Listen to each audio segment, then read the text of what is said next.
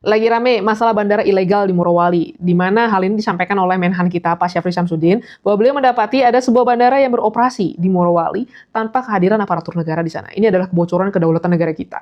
Nggak boleh ada negara di dalam negara, itulah yang disampaikan oleh beliau. Kenapa beliau menyampaikan seperti ini? Karena bandara beroperasi itu harus ada kehadiran aparatur negara yang bertanggung jawab akan tupoksi masing-masing.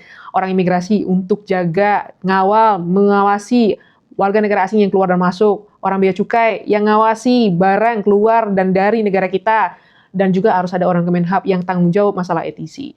Nah, hal seperti ini nih yang concerning ya kan, makanya disebut ilegal tadi karena nggak ada aparatur negara yang bisa mengontrol itu. Nah, setelah disampaikan dan ramai di media sosial, ini digoreng lah banyak narasi nyalakan ini, nyalakan itu, dan setelah gue cek ya, memang ternyata ada 2 bandara di Morowali, yang keduanya itu terdaftar di Kemenhub, yang mana yang ditudingkan bahwa bandara ilegal ini disahkan oleh mantan, ternyata bukan. Nah, ada juga narasi di mana ini nyalahkan Menhan, gimana sih ini bisa terjadi nih, Menhan yang lama maksudnya ya.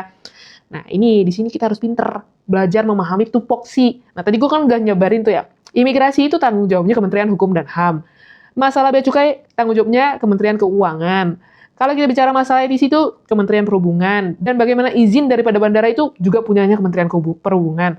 Bagaimana hal ini nih, 3 kementerian ini bisa lalai, itu yang harus kita cari tahu.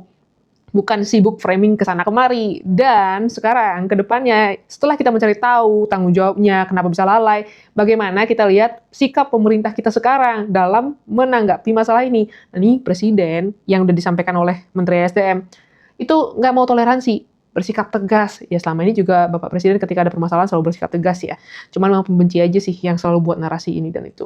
Jadi kalau kita jadi warga negara yang waras, kita sebenarnya sekarang tugasnya untuk mengawasi bagaimana pemerintah tidak akan pernah membiarkan hal ini terulang lagi dan masalah yang sudah ada itu bisa diselesaikan.